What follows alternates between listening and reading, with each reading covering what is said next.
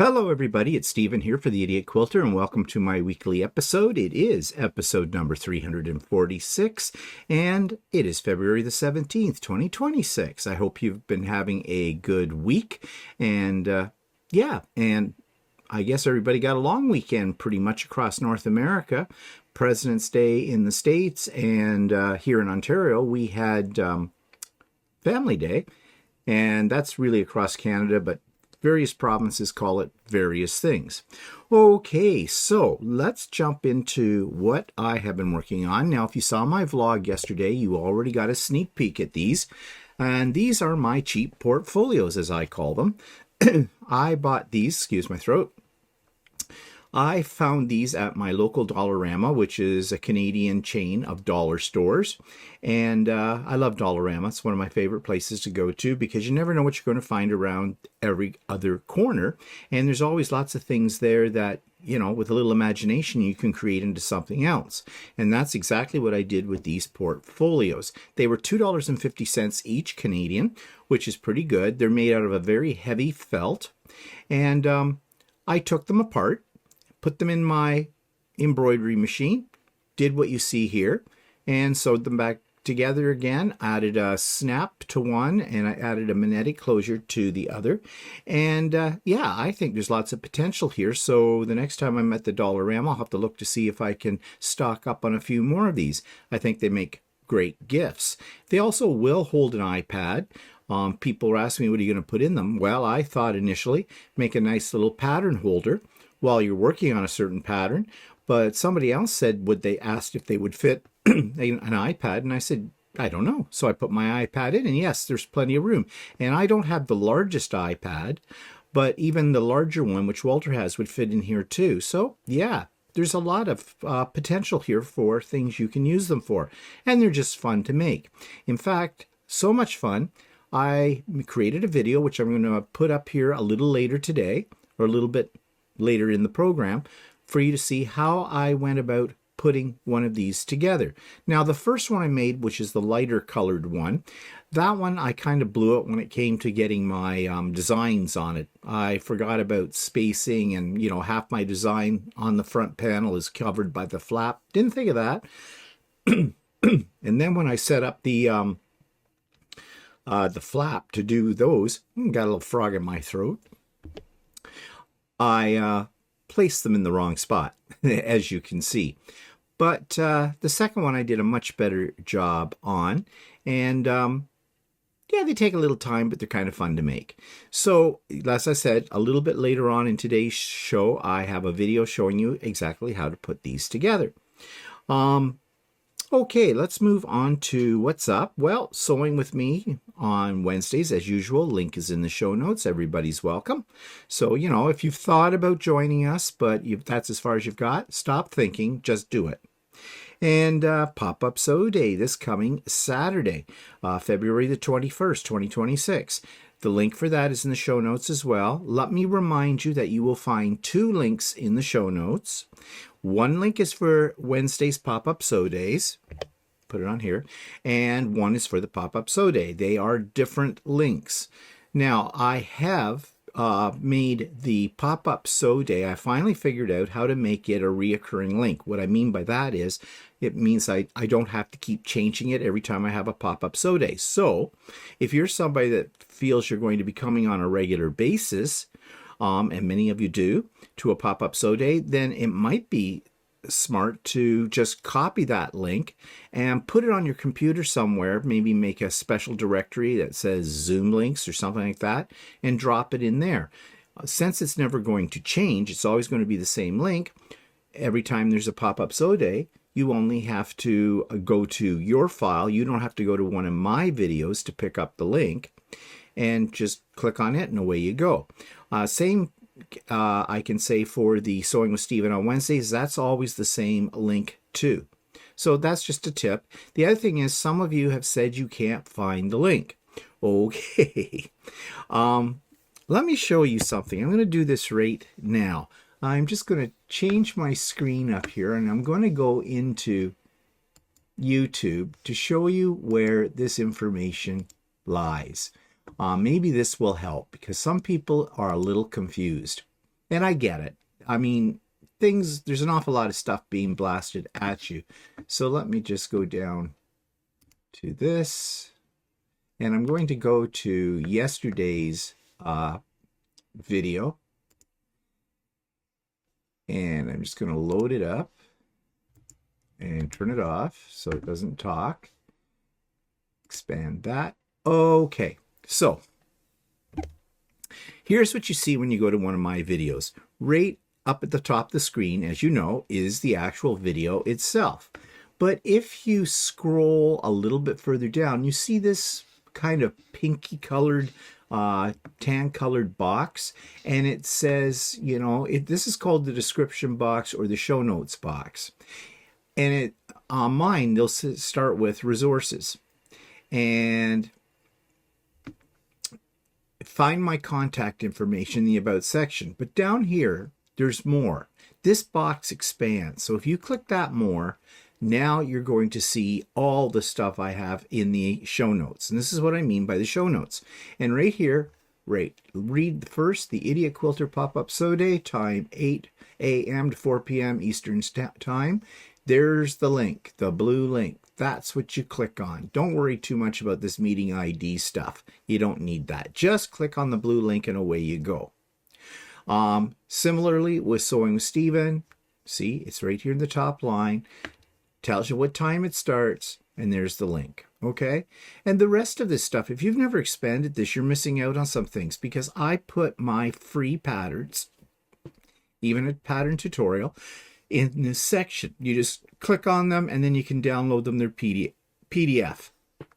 You hear me referring to friends channel, my friends channels, okay?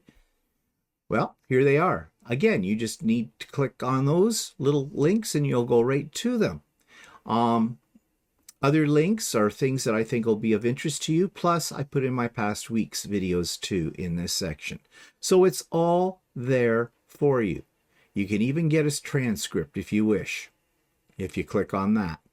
So yeah, that's where you will find the information. But as I said, you can copy this out of here. All you have to do is drag your cursor over, hold down your left mouse button, highlight it, then on your computer, now I use a Mac, but I also have Windows computers, and I think it's about the same. On a Mac, you hold down the Command key and hit C, and that copies whatever you've put in there.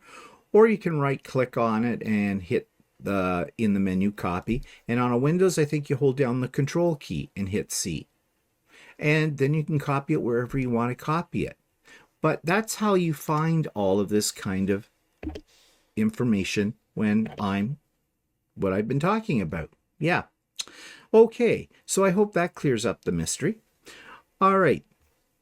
Advance notice retreat is on April the 18th. I have not decided on the registration date yet, but come next month in March, I'll be putting together a few things, which include a video about the retreat, how that all works.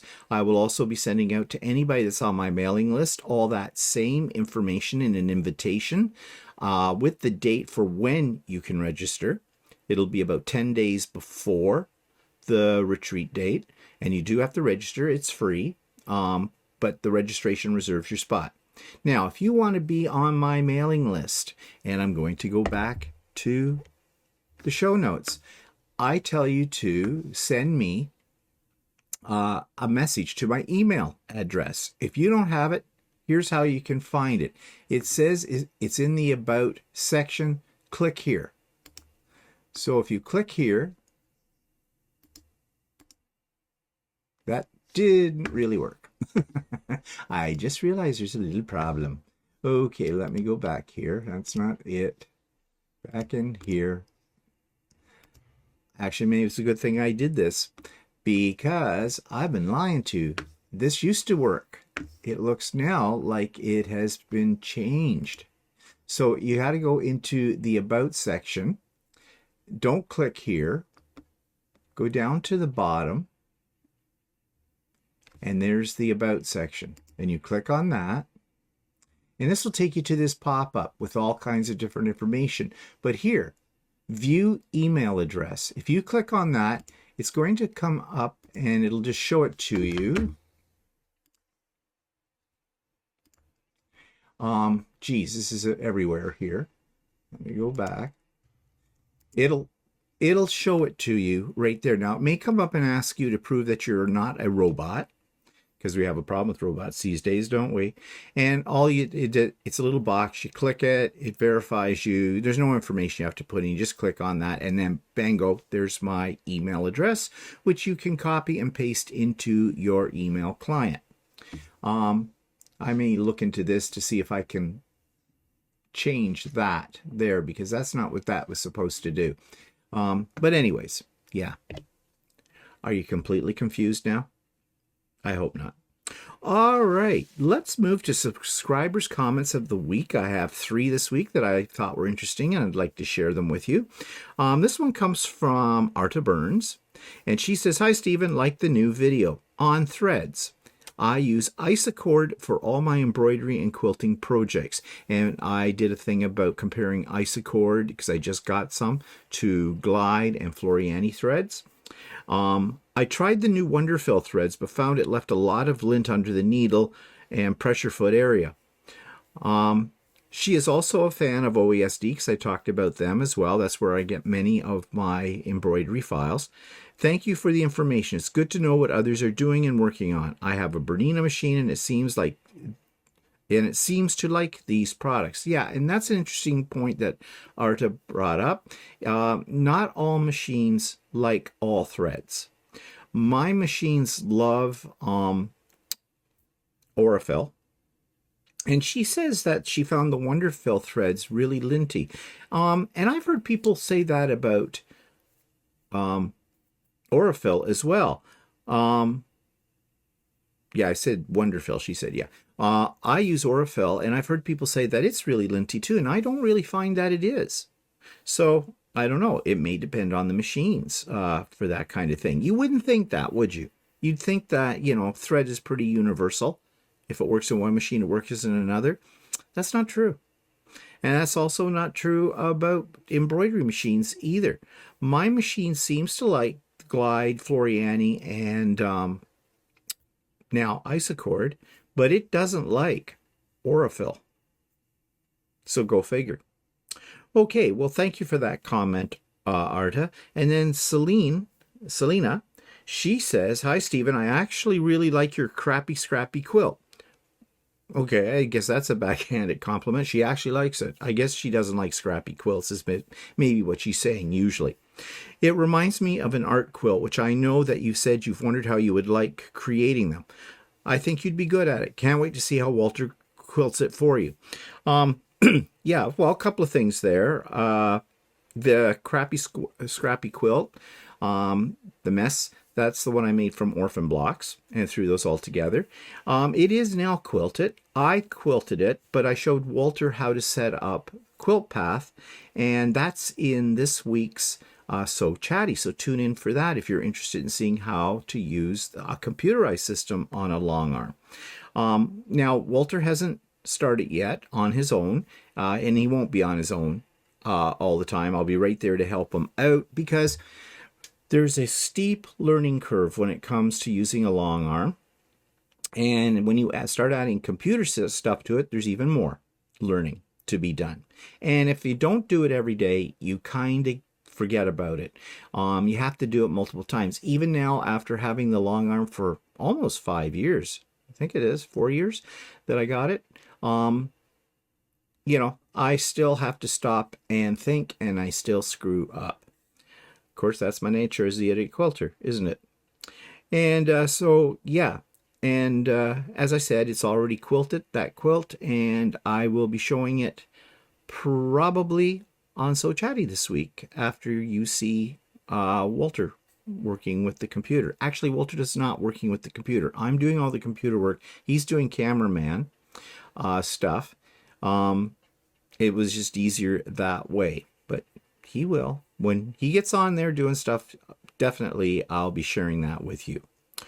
Okay, and then from Jackie says, "Stephen, I agree on OESD on the number of products used in the file seem like a sales pitch." Yeah, and that's what I think Selena was referring to as well. I don't have anything against OESD. I buy my files from them all the time. I buy from other places too. But one thing I do have against OESD is they're always pushing product. They tell you in their instructions for any of their files, you need this, this, this, this, and this. And when you only need this, they are definitely pushing product on us. And when I do my videos about things in the hoop, which you're going to see today with the portfolio one, I tell you exactly what you need to be successful, no more, no less. And Jackie also says, I would love to see how you do in the hoop projects. Would be so wonderful. Thank you. Well, Jackie, yes, I am going to have one today in this a little later on in this program.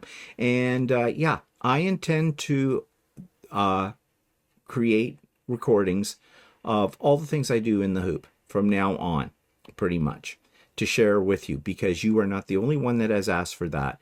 And yeah, I used to do that when I first started Idiot Quilter, and I got an embroidery machine, and I think I got away from that just so it showed you final products. And you want to know something?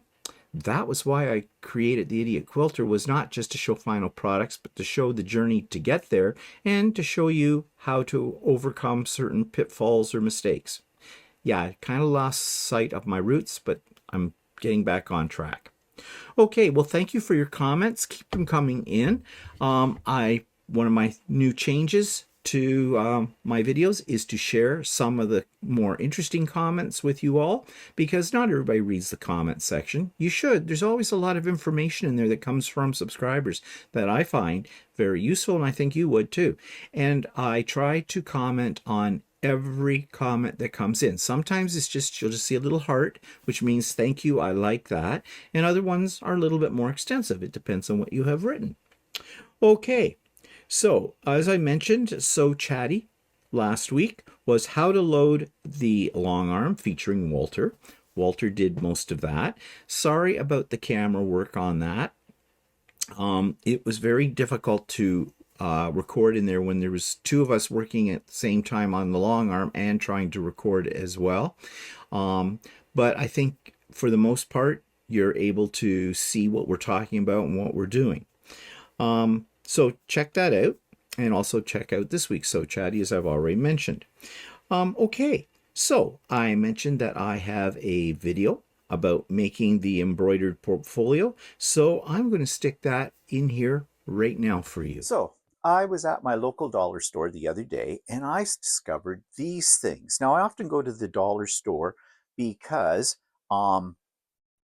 I like to see what's there that I might be able to make into something else. Like if you remember at Christmas time, I made all of those felt bags, tote bags that were like $4.50 at Dollarama. Dollarama is a dollar store we have here in Canada, and one of my favorite stores actually.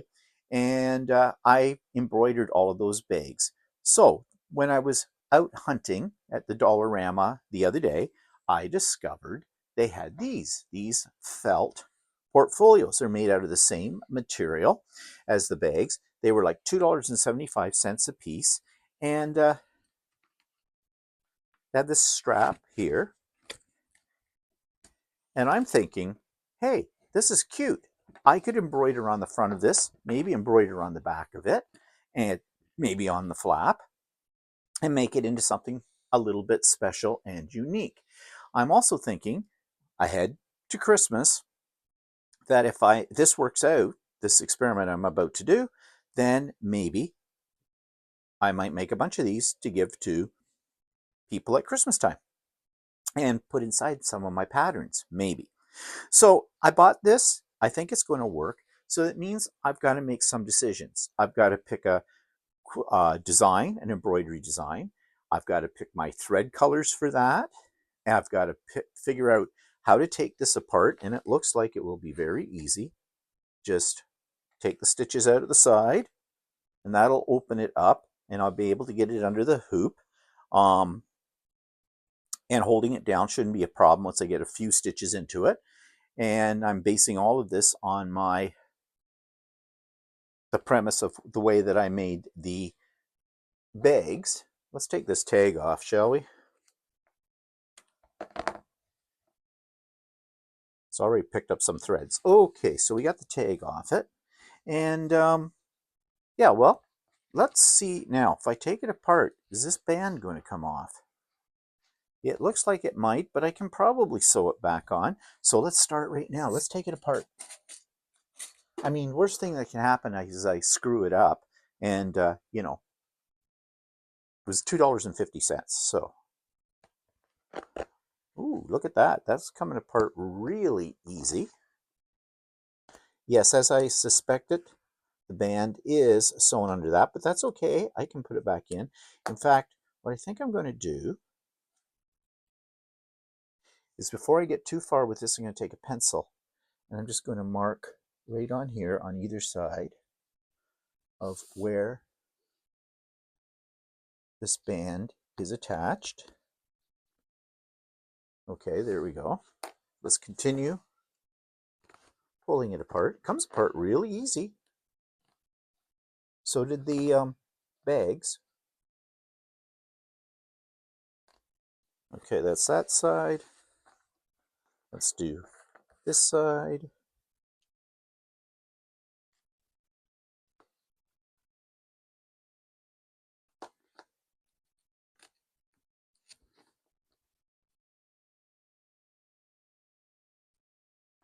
Set that band aside.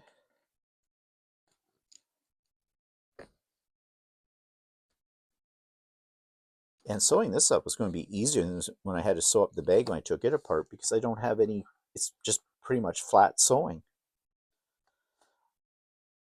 The other one I used invisible thread to sew it back together. I don't know, I might use a decorative thread, a color on this one, just pulling off the little pieces here.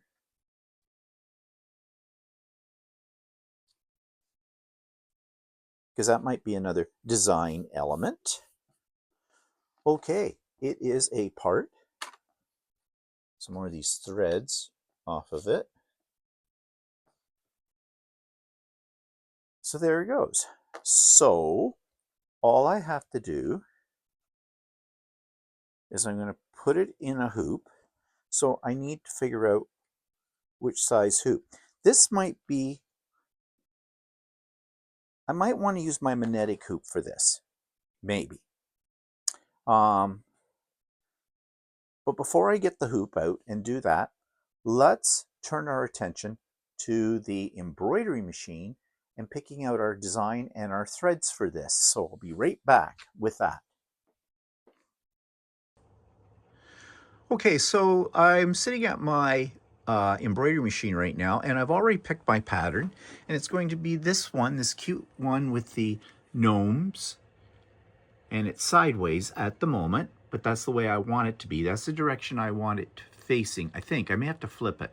No, I think that'll work. No, yeah, well, we'll see when we get that. But anyways, that's the design. I've already gone through the thread list and have picked out my equivalent threads in Floriani, because the machine defaults to Janome threads. So I have a program on my iPhone that shows me the equivalent or approximate threads I need in the Floriani. So I've got them all laid out here. And on my embroidery machine, in order to get, I have a thread stand, and that'll hold 5 threads.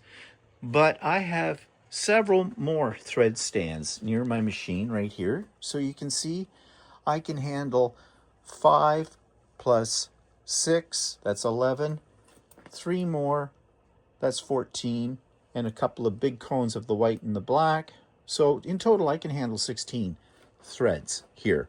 And they're laid out strategically so that they won't get caught in anything, and I can run them into the machine with no problem. Okay, so I have my pattern. I have my threads selected. Now what I need to do is figure out which hoop I'm going to use for this. Okay, so machine is set up, threads are all threaded. I need to figure out which hoop I'm going to put this in. And this is my magnetic hoop. I don't use it very often, and to be quite frank with you, they sound better than they actually are in the way they work. But this is one that came from Dime. I don't recommend it. It's very, very expensive, and yeah, I use it very rarely. Okay, So I've got to figure out my orientation. Well, my design is set this way, and this is the panel I want to put it on. So if I flip this over, yeah, the design would be upside down. If the top of the design is that way, when I close it, yeah, I want the bottom, I want the top of my design up here. Oh no, that'll work. That's right. Yeah. I get all mixed up. I don't want the bulk of this closer to the inside of my throat of my machine because it'll cause problems. Okay, so I'm going to take this and just sort of make it look like it's centered. And put the hoop on. Straighten this a little bit. Yes, I think this hoop's going to work. But I am going to need some stabilizer on this. Now, I might get away without stabilizer, but I did use stabilizer when I did the felt bags, and this is the same thickness as the felt bags. So I think I'm just going to go ahead and use tearaway stabilizer on this. I could use no-show mesh, but I think I'll use tearaway because I think it'll make things a little neater at the end of it all. This seems to be holding pretty good. So I'm going to go get my stabilizer. I'm going to mount my hoop into my embroidery machine. I'm going to do a little bit of a test without the needle going, with the needle up, just to make sure I have it in the right spot where I want to go, and then I'll be ready to embroider, and I'll bring you back to that. Okay, I've got the machine all set up. I've got the hoop in, and I have taken a piece of tearaway stabilizer and I have floated it underneath the hoop. You may say, well, why didn't I hoop it as well as the bag? Well, I just didn't want to make it too thick and would make the magnet, although this is fairly strong, it could pop this. So I didn't want to take a chance on that. So that's floated. I did clip up the edge of this bottom flap so it won't get in the way. And I'm just going to double check my orientation here. I have the design set this way, so the top of it will be up here on the bag. So when that bag gets closed, yeah, the bottom will be where it's supposed to be because this flips over. Okay, I think I'm all right with that. Am I all right with that? I gotta double check something here. Yep, I'm okay. I double checked because, you know, what's the old saying in woodworking?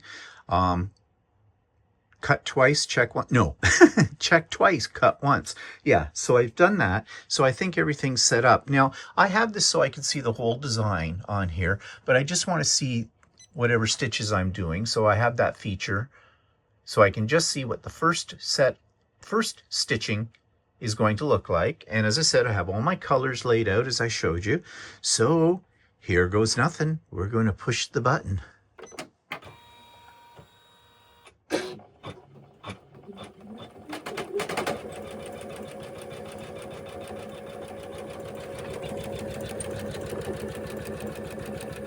Now, you're going to say, well, why didn't you do a basting stitch or something like that to hold it down? Well, the first few stitches on this are going to hold everything down in the hoop because it'll stitch through from the felt to the background or to the stabilizer. So we should be okay. That's how I did it with the bags, and that worked out fine. So we'll let it do its thing here, and I'll come back when it's done a few more of the stitching rounds, which you can see are all listed here, and show you how things are going at that point.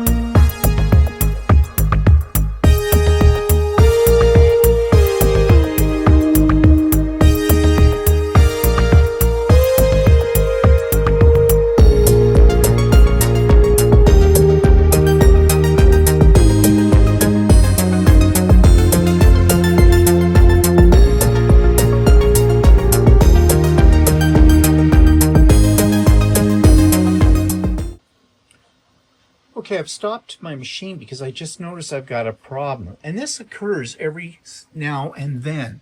If you look really closely, if the camera will focus, this is supposed to be continuing this brownie color here. But notice here, it is not. The reason is, it looks like it might be pulling up. Well, maybe it's not. It might be pulling up the bobbin thread, which means probably that there's something wrong with my bobbin and I need to adjust it. But we'll start this back up and see if it truly is pulling up bobbin thread.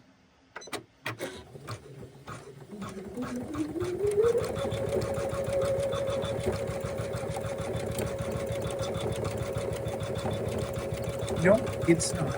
I thought it was, but it's not doing that, so that's good. But if it had been, all I need to do is move my hoop off, go in, unseat my bobbin, and rethread my bobbin, and it probably would be fine. Very rarely do you ever have to touch the tension on a embroidery machine. In fact, it's best not to touch your tension on an embroidery machine. You can avoid it.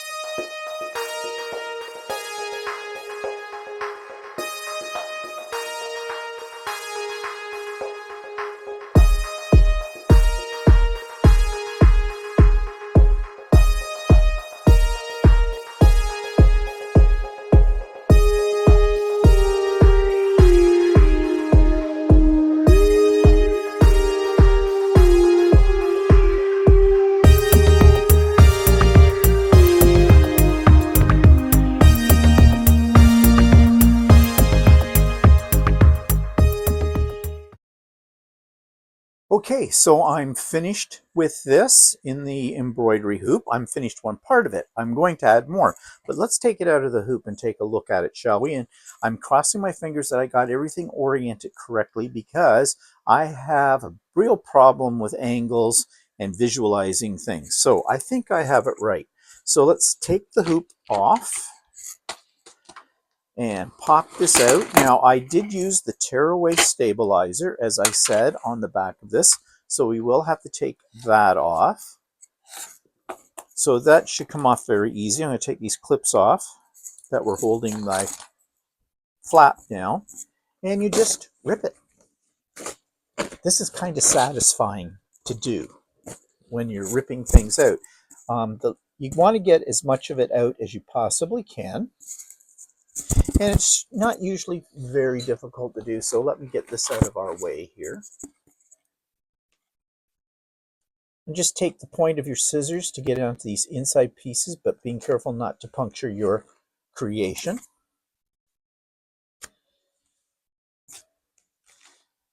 And you see, this is why it's called tearaway, it should tear out with very little effort. Now, you can get different weights of tearaway. This is about the standard weight, but you can get heavier as well. I'm not really sure why you would want to use anything heavier. I don't usually, but I find that this weight, the standard weight, is pretty good. Now, you have the choice. You don't have to be real picky about getting every little piece out, because no one's going to really see this. It's going to be the inside of your portfolio. But if you're worried about that, by all means, pick away. Like I said, it's almost fun to do this. And one little piece here I want to get out. I'm using little snips for this. They work well, but anything. Okay, that's pretty good. I think I can live with any little bits that may be left. You may want to trim a few threads at this point as well, if there's some here that are bugging you. I don't really worry about that too much, because of course this is all going to be on the inside of the portfolio, so it's not really going to be that readily visible. But once you get going, you can't stop, can you? Oops. Okay, I think that's good. All right, now this part goes up here. Let me put it this way so you can get a better look at it. And this is the flap. Okay, but I just noticed something I didn't think of. I have my flap covers part of my design, but you'll see it when you open it up. So I think I should put some kind of little design in here. Ideally, it would be really nice if I had the ability to match up the upper part of this piece with this. And so when you closed it, you got the whole picture. That would be cool. But that goes beyond my knowledge and my time for wanting to fiddle around with that. That's not that important to me. So I'm going to find a different design to put here. Now, maybe something with words about sewing or something like that, inspirational. So I'm going to have to look for that. I also want to put something on the back of this. And then when it's all done, I need to put my strap back on, and I mark those lines. So when I sew up the sides again, I will put this too. So maybe it's not such a bad thing that the flap comes down here, because that little band is going to be over top of that. And I might want to keep that in mind if I use anything that has a title in it. Put it this way so you can see better. So if I put in a title here or something on this, I want to make sure I have the words not hidden by this band. So yeah, in fact, it might be a good idea right now to mark on this cover piece those little marks that I put for positioning the band, just as a guide for when I'm putting my design on this. Okay, that means I got to do some exploration to see what I can find. I might have something in my library of embroidery designs, or I may have to go and purchase something. So I'll be back once I've made that selection to show you what I'm talking about. So I've picked my design, and I've decided on 3 fat quarter bundles that'll go across in the first 2/3 of this flap, and it should not cross over because I kind of moved the needle without putting it down around to see where the design would be stitched out. So I think the spacing will be fine. And the one thing here is there's going to be a lot of color changes. And this will take about 181 minutes, it says on the machine. So this is a long one. And I'm not going to record the whole process because you've already seen the process with the first design. I'll just get it started here. So I have got it in my hoop, positioned properly. I have not put my stabilizer, though, underneath yet, so I've got to do that. Okay, so I put my stabilizer, my tearaway stabilizer, I floated it underneath the hoop. So it's all set and ready to go. So I think everything's ready. Cross my fingers and hope this doesn't end up as a disaster. The first color that I am using is a white. And let's go for it.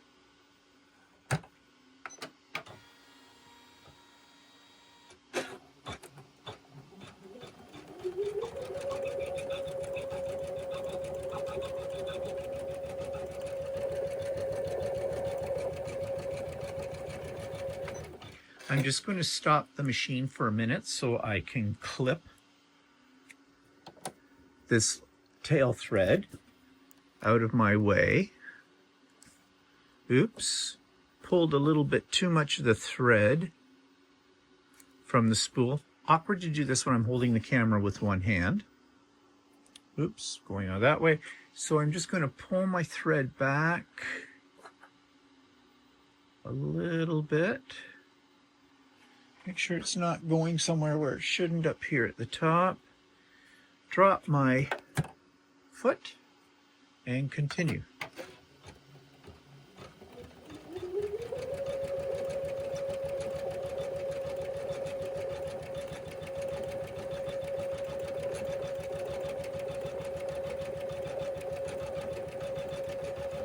And there we go. Everything looks like it's working fine. Got a little piece of thread there where I don't want it to be. Just pick that up and take it out of my way. And we will let this do its thing. I just discovered I have a problem. I made a mistake. I put my pattern too far up on here because you can't see it on camera. There's a little faint line here. This is where the flap folds over. So it means where this is positioned right now, that's going to be upside down and on the back of the portfolio. So how am I going to fix this problem? Well, what I'm thinking of is I have 3 of these in a row, as you can see right here.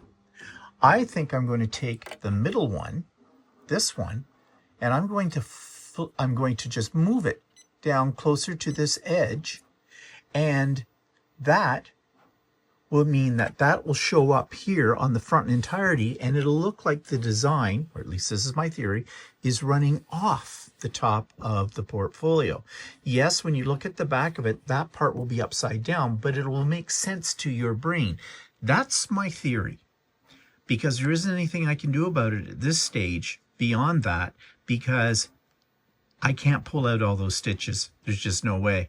So that's what I'm going to try to do. So I'm going to flip it on my screen, or get it, not flip it, but pull it down on the screen, and then I'll carry on with this design. I just had a problem. It slipped. Somehow it slipped out of here. Now there wasn't a lot under this hoop, but I thought it was strong enough, which means that my stitches are now out of alignment. Now I stopped it soon enough, but I don't think I can get it back lined up, but I'm going to try. I've tried to realign it, but I don't think I'm going to be successful in this. So here goes. We'll just see what happens.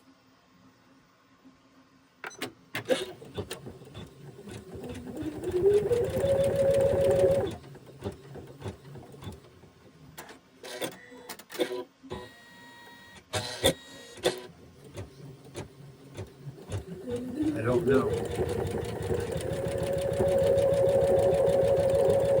I really can't tell yet. So this may be a write-off. This means all the work I've done today is going to be lost. Or maybe not. I have another idea. But we'll see how this works out. Okay, I got it lined up. I don't know if it's perfect. I don't know what it's going to look like when it's finished. I'm kind of not liking this design in the way that it's stitching out. So here's a lesson to be learned. Before you do a new design on something that you really don't want to spend a lot of time on trying to fix or replace, then I suggest you stitch out the design first on a piece of scrap fabric or something like that to see what it's going to look like. I'm not happy with the jump stitches it's done on the top. Maybe it'll cover some of that up on another layer of thread. I don't know. But I don't think I'm really that happy with the design. But we'll see. It might turn out okay once I've seen the whole thing stitched out. Right now, my realignment looks like it's working. That's a miracle in itself. We shall see. Okay, so I have completed the flap on the portfolio, and you notice that I did alter the design slightly. Instead of having 2 of them go over that line here that I had the problem with this, I only have 1 of them, and I've staggered them, and my theory is it'll look like they're running off the page, kind of a thing. I don't know if this is going to work or not, but what I'm going to do is I'm going to take it off the hoop right now, pull away my stabilizer, and then fold the portfolio back in its the way it's supposed to be and see what this looks like.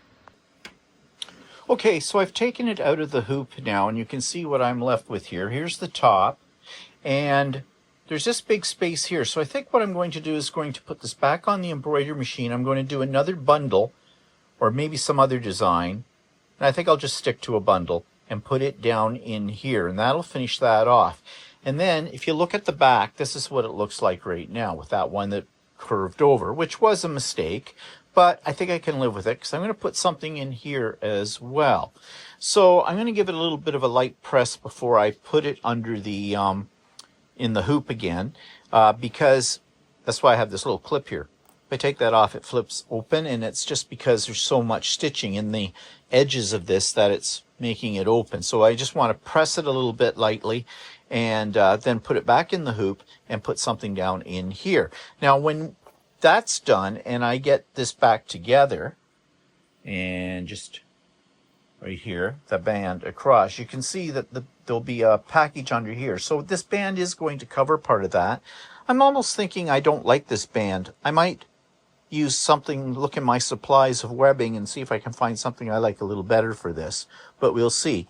And I'm wondering if I need to have an enclosure down here of some sort, maybe a button system here, or snap. I could put in a snap. I could do that. Just to hold that secure. We'll see.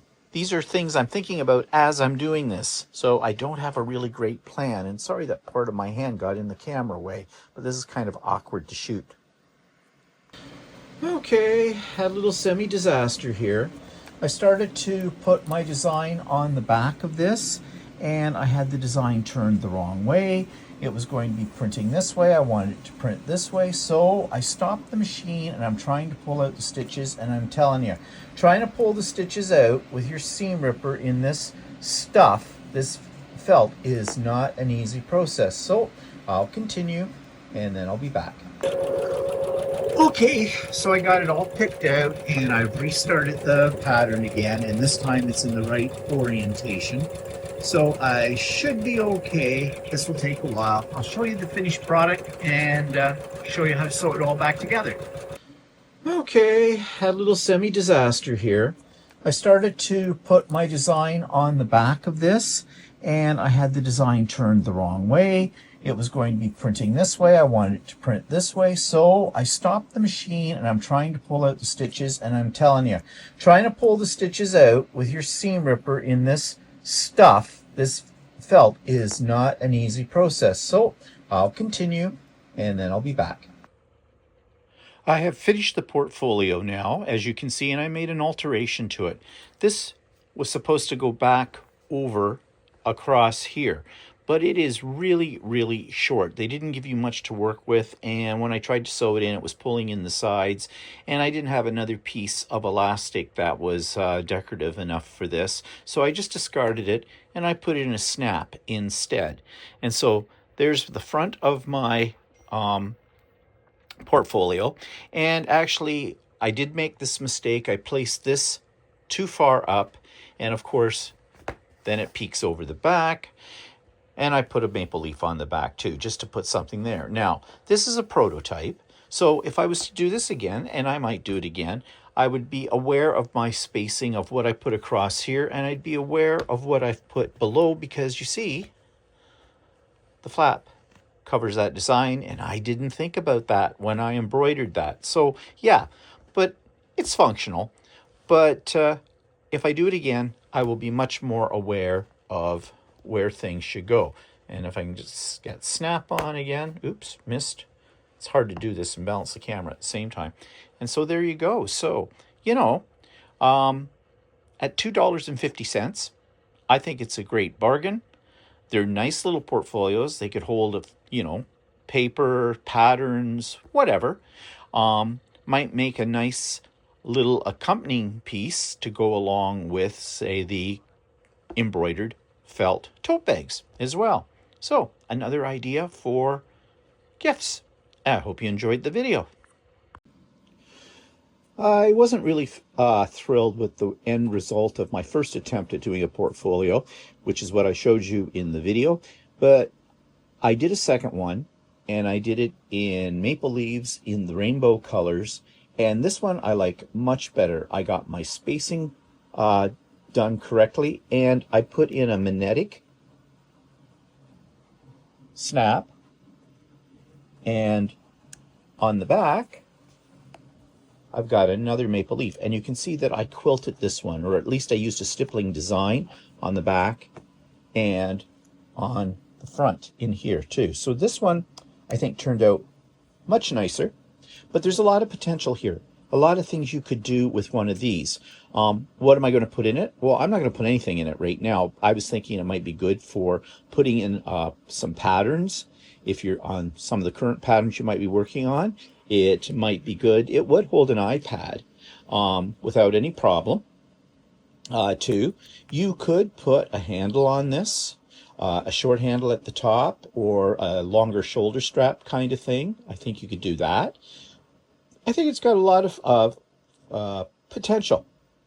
And if you were going to give this as a gift, you might want to couple it with one of those bags I made some time ago that's made from the same felt material, but our tote bag.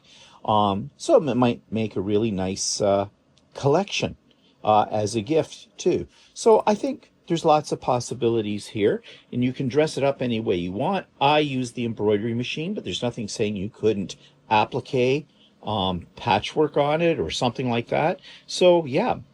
And for $2.50, I don't think you can go wrong. So more to come. Okay, subscribers creation of the week. This comes from a guy. I don't get a lot from gentlemen. So this was lovely to receive. And if you're into bag making, you're really going to like what Grant Nisham has to show us.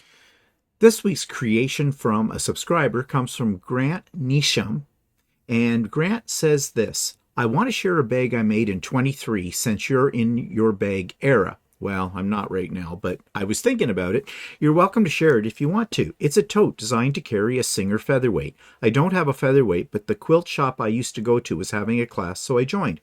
I had 3 fabrics, robots, stars, and a turquoise to line the pockets. I quilted the panels with Omni 5 before assembling the bag.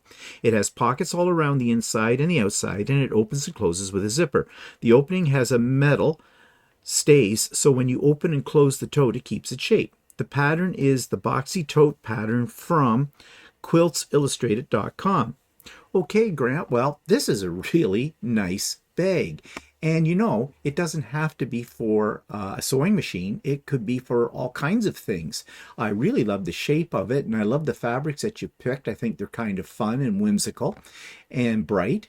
And here's the inside. And yeah, like I said, yes, for a featherweight, but it would also make a great bag just for carrying around your quilting tools, your sewing tools, if you're going to a retreat or you're going to a class or whatever. So thank you so much, Grant, for sharing that with us. And I'm going to have to go to this quiltsillustrated.com and see if I can find the Boxy tote pattern for myself. And if you would like me to feature one of your lovely creations, whether it be sewing, knitting, crocheting, quilting, card making, scrapbooking, paper crafts, whatever it is, send me one picture of it, send it to my email, give me a less than 50 words blurb about it, and I would be happy to show it here on a future episode. Okay, so that takes me to short tip of the week. And you've probably heard of this technique. It's not one that I use very often, if ever. And it's quilt as you go, but how to make a scrap quilt using quilt as you go. And this is a short YouTube tip. This week's short tip comes from something called Practically Creative, and I found this and I put the link in the show notes, and basically it is quilt as you go made easy with fabric scraps. So if you like to use up your scraps, this might give you some ideas. And it is a quilt as you go kind of a project as well, and of course, like in all shorts, it's pretty much mostly visual. There isn't any talking in it, so you'll get the idea very quickly on how to do this. So if you're interested in using up some of your scraps for something that's fast and easy, I suggest checking out this tip.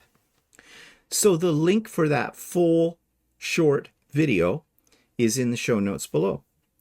Okay, that takes me to have you seen this? This has come from a subscriber. It's called the Libby App. And here's what I'm talking about. So this week's Have You Seen This comes from Marjorie Harmson. And she writes, Hi, Stephen. Every time I see the quilt in the attached photo, I think of you and Walter, probably because you guys love bright and vibrant colors. I came across it on my online subscription to a magazine from our local library, absolutely free, using the Libby app. I have not heard of the Libby app. I need to explore that further. I have made a plan to make several quilts that I found on Libby in magazines and books. The app is a wonderful resource for quilting ideas, and the price is certainly right. Although the patterns are included, there's always clear crystal clear to interpret. This might be a noteworthy for your subscribers. Regards, Marjorie. Well, Marjorie, yeah, this is another source of or resource I have never heard of, so I will have to explore it further. But it is an app, and I'm assuming that you can get it on your cell phone. So if you're interested, people, check out the Libby app, and maybe you're going to find some, well, maybe find the pattern for your next quilt. And unfortunately, that Libby app does not work with my local library. I think they have some other kind of system, but the Libby app does not work with them. But there is a facility in the Libby app to, see if your particular library in your area is dialed into this. Okay, so that's it. Nothing else to share with you this week. If you've got comments, I already told you about that, where to put them, so please, I'll read them. And if you've got ideas for the Idiot Quilter you would like to see here, I'm open to suggestions as well. It's all part of my ongoing refinement of the channel. And don't forget about the pop-up sew day this coming Saturday. And please, don't forget to like and subscribe if you've never done that before here on my channel, because, and you hear other content creators say this, but it is actually true. It does help us out getting what we have here out to a wider audience. And also, you can hit the notification bell if it grabs your interest, but whether or not it'll work for you, that's always up in the air with YouTube. I have the same problem on channels I subscribe to. So, and of course, always on Wednesdays, Sewing with Stephen. All are welcome. Okay, I hope you have a great week. Tune in for So Chatty on Friday. And yeah, have a good one. Bye for now. Hi, I'm just going to interrupt my program for just 1 second to remind you to like the video, to subscribe to the channel, and hit the bell for future notifications. That's all I ask of you. Show me a little love. Thanks.